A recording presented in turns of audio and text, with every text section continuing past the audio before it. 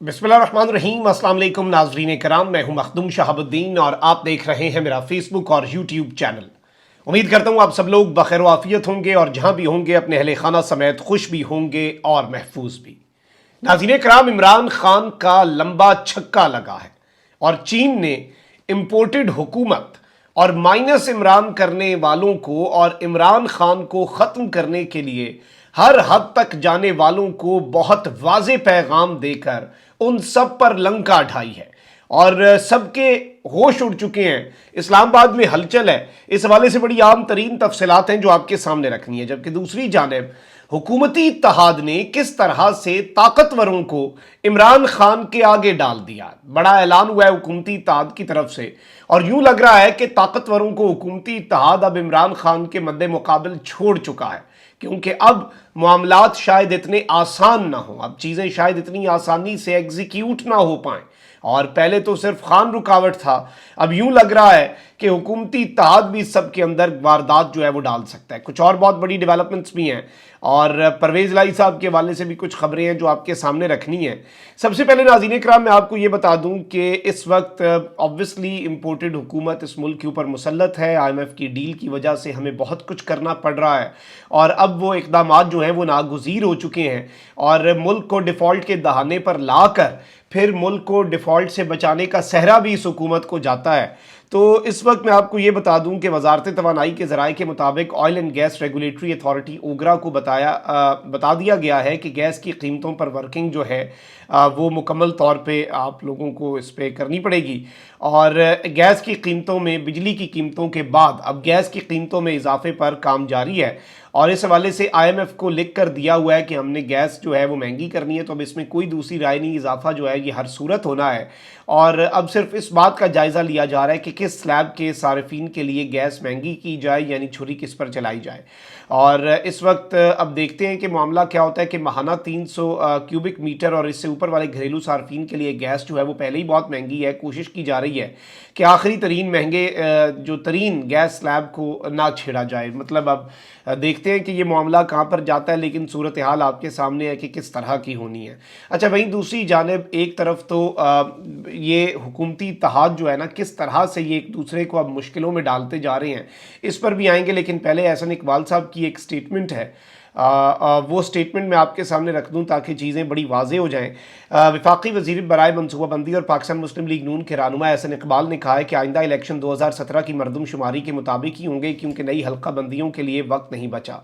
और इन्होंने कहा है कि सूबों की दरख्वास्त पर मरदमशुमारी का वक्त बार बार आगे बढ़ाना पड़ा, इसलिए अब नई मरदमशुमारी के मुताबिक हल्का बंदियाँ मुमकिन नहीं, इसलिए इसमें तो मज़ीद 4 माह लग सकते हैं।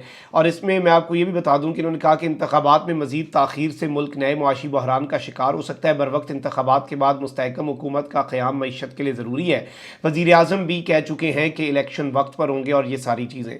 लेकिन आई थिंक कि ये जो बात इन्होंने कही है कि जी नई हल्का बंदियों का वक्त नहीं है, तो इसमें वैसे सवाल ये पूछना चाहिए कि इलेक्शन कमीशन ऑफ पाकिस्तान, जिसका सिर्फ एक काम है, एक तो यह है कि जितना भी अरसा इलेक्शन कमीशन रहे उसे 90 दिन में इंतखाबात करवाने के लिए तैयार रहना पड़ता है। नाअहली कह लें, बदनीयती कह लें, और हल्का बंदियों के मामले के ऊपर लेट्स सी पाकिस्तान तहरीक इंसाफ का इस सब के ऊपर क्या मौक़िफ़ है। हुक्मरान इत्तेहाद का तो मौक़िफ़ ये है। अच्छा, इसके साथ ही साथ लाहौर की बैंकिंग कोर्ट जो है उसने मनी लॉन्ड्रिंग केस में पाकिस्तान तहरीक इंसाफ के सदर और साबिक़ वज़ीर आला पंजाब चौधरी परवेज़ इलाही के ज़मानती मचलके मंजूर कर लिए हैं। और आज परवेज़ इलाही जो है उनके साहबजादे रासिख इलाही की जानिब से उनकी रिहाई के लिए मचलके देने पर FIA प्रोसिक्यूटर ने एतराज़ उठाया था। प्रोसिक्यूटर का कहना था कि मुलजिम का बेटा होने की वजह से ज़मानती मचलके जमा नहीं कराए जा सकते। जामिन रासिख इलाही खुद भी एक मुकदमे में नामजद हैं। क्या एक मुलजिम दूसरे मुलजिम की ज़मानत दे सकता है? अदालत ने कहा कि इस मामले पर कोई कानूनी रुकावट बताएं। दरख्वास्त गुजार के वकील ने कहा कि जितनी रकम अदालत ने मांगी वह रकम जामिन जमा करवा रहा है। FIA का एतराज़ नामुनासिब है। नवाज शरीफ की ज़मानत भी उनके भाई शहबाज शरीफ ने दी, जबकि शहबाज शरीफ खुद भी मुजरिम थे।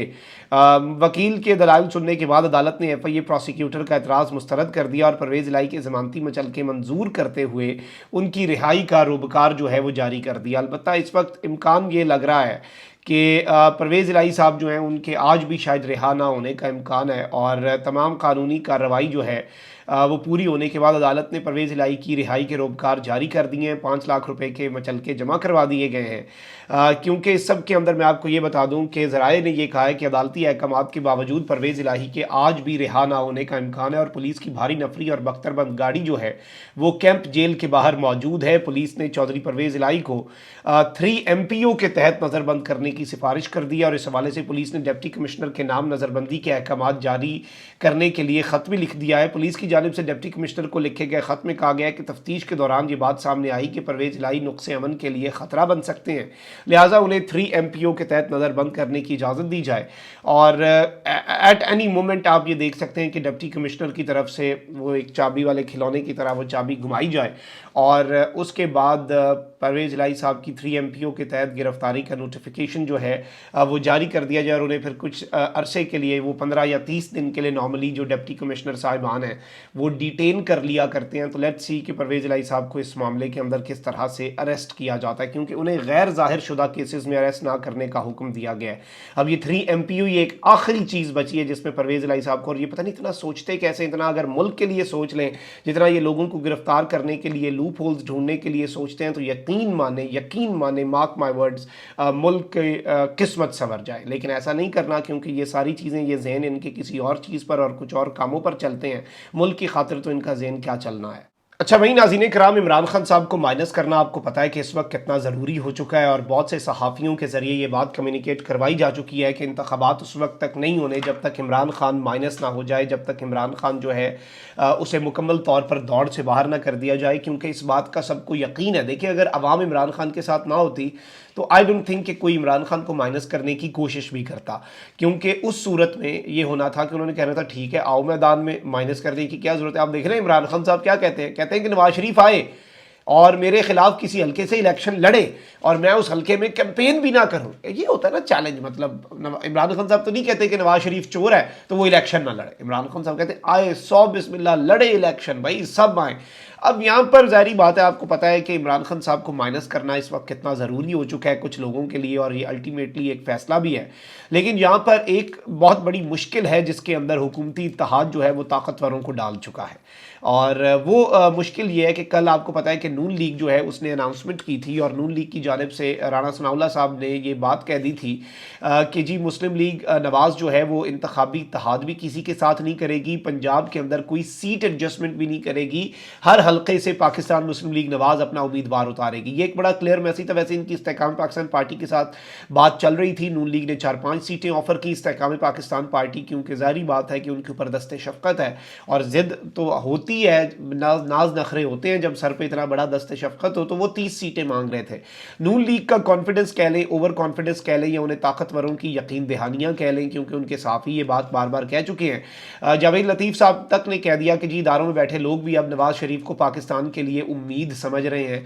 हफीज़ुल्लाह नियाज़ी साहब ने कह दिया कि जी नवाज़ शरीफ को चौथी मरतबा वज़ीर आज़म बनाने का फ़ैसला हो चुका है, यानी मुस्लिम लीग नवाज़ के पास मकबूलियत नहीं है लेकिन कबूलियत वो हासिल कर चुके हैं। पीपल्स पार्टी को ये सारी चीज़ें बड़ी अजीबो गरीब भी लग रही हैं, और वही पीपल्स पार्टी जिसके हवाले से ये खबर आई थी 4 दिन पहले कि उस पीपल्स पार्टी ने 8 अगस्त को हुकूमत छोड़ने की सिफारिश कर दी थी ताकि 90 दिन के अंदर तैयारी हो सके और ऑटोमेटिकली जो मुद्दत है वो पूरी ना हो, और 60 दिन के बजाय अक्टूबर के बजाय नवंबर में इंतखाबात हो ताकि भरपूर कैंपेन की जा सके। पीपल्स पार्टी को यूँ लग रहा है कि इस कैंपेन का फ़ायदा हमें तो होना नहीं है, तो पीपल्स पार्टी के जो जनरल सेक्रेटरी हैं उन्होंने कल ये स्टेटमेंट दे दी और उन्होंने ये बात बड़ी वाज़ेह अंदाज में कह दी कि जी असम्बलियाँ अपनी मुद्दत पूरी करें और कोई हम असम्बली को पहले डिज़ोल्व ना करें। ये पीपल्स पार्टी ने ऐलानिया, ये आप कह लें कि ऐलान जो है ये खुल्लम खुल्ला ऐलान है, क्लियर स्टेटमेंट दिया है। अब इसके साथ ही साथ पाकिस्तान पीपल्स पार्टी ने भी PDM से इत्तेहाद ना करने का फैसला कर लिया है।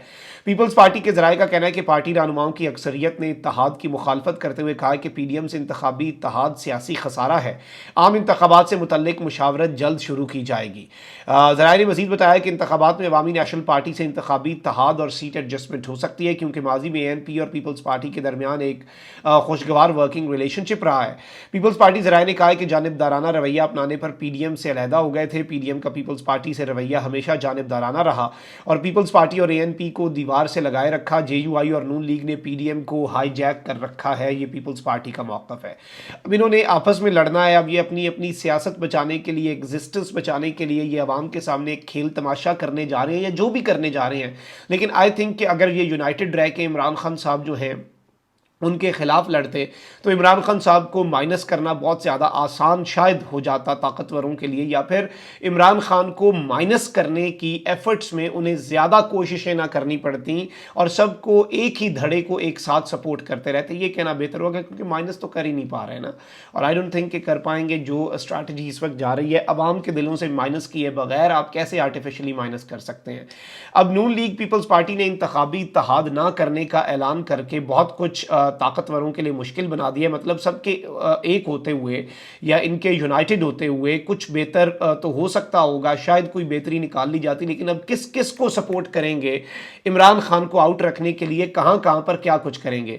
ऑब्वियसली पाकिस्तान पीपल्स पार्टी के लिए बहुत से चैलेंजेस इस वक्त उनके सामने खड़े हैं। पाकिस्तान पीपल्स पार्टी को बहुत से खदशात भी हैं और यूं लग रहा है कि पाकिस्तान पीपल्स पार्टी अगर कंप्लाई नहीं करती, आप देखें कि खुर्शीद शाह साहब ने वाज़ेह मैसेज दे दिया कि इमरान खान मैं ख़त्म कर दें, तो इमरान खान साहब जो है उनकी अगर मैं ख़त्म हो जाए तो इमरान खान साहब को सियासत में हम वापस ले आएंगे। ये मैसेज पहली दफ़ा इस तरह की बात नहीं की, पहले इस तरह की एनक्रिप्टेड बात करते थे, कोड्स में बात करते थे पीपल्स पार्टी के लोग, और एक क्लियर मैसेज जो है वो दिया जाता था ताकतवर हलकों को। लेकिन अब यूं लग रहा है नाज़रीन कराम के ये मैसेज जो है ये ताकतवर हलकों को बड़ा एलानिया तौर पे दे दिया गया कि अगर आपने हमें दीवार से लगाया तो फिर हम इमरान खान के साथ मिलके या इमरान खान वाली ज़ुबान ना बोलना शुरू हो जाएं।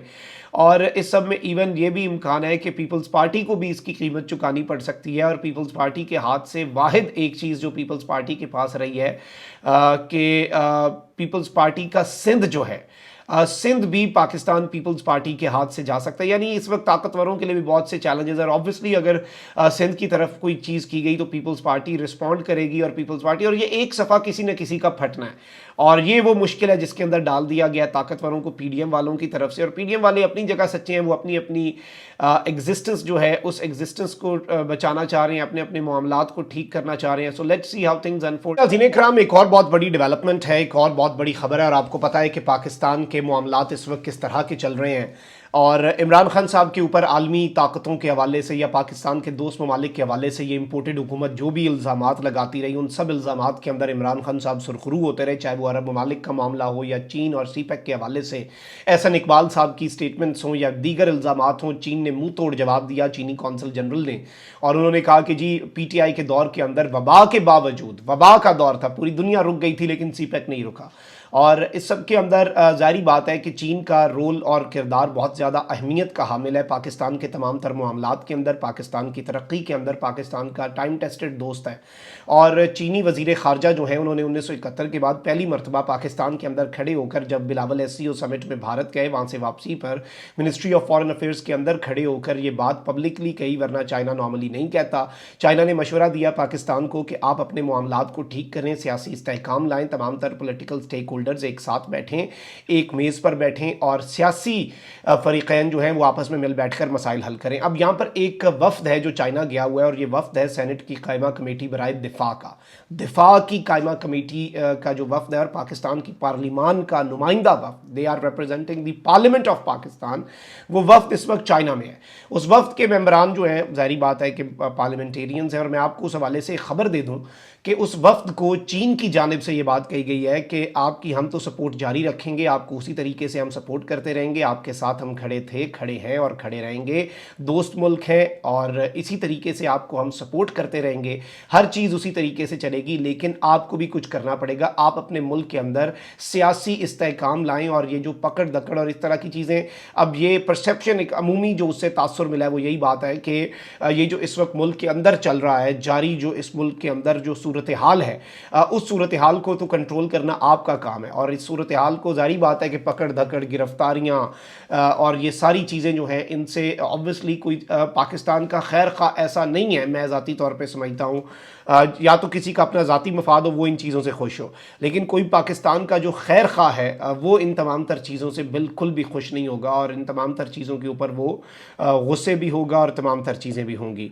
और इस सारी की सारी सूरत हाल के अंदर चाइना जो है उसकी तरफ से स्टेटमेंट का आना बहुत ज़्यादा इंपॉर्टेंट है। पाकिस्तान की पार्लियामेंट के नुमाइंदा वफ्द को ये बात कम्युनिकेट करना कि वापस जाके अपनी गवर्नमेंट और अपने ताकतवर हलकों को भी ये बताएं कि चाइना इस वक्त क्या चाहता है। चाइना पाकिस्तान के अंदर अमन, इस्तेहकाम, पॉलिटिकल स्टेबिलिटी चाहता है, मामलात को अफाम तफहीम से हल किया जाए। चीन इस वक्त सिर्फ ये चाहता है, और बिलाशुबा ये भी इमरान खान का एक बहुत बड़ा छक्का है, और ये इम्पोर्टेड हुकूमत और उन लोगों के लिए जो पाकिस्तान के अंदर पॉलिटिकल इंजीनियरिंग के लिए हर हद फलांग रहे हैं, उनके लिए एक बड़ा क्लियर मैसेज है पाकिस्तान के टाइम टेस्टेड दोस्त की तरफ से। अपना बहुत ख्याल रखें। अल्लाह निगहबान। पाकिस्तान जिंदाबाद।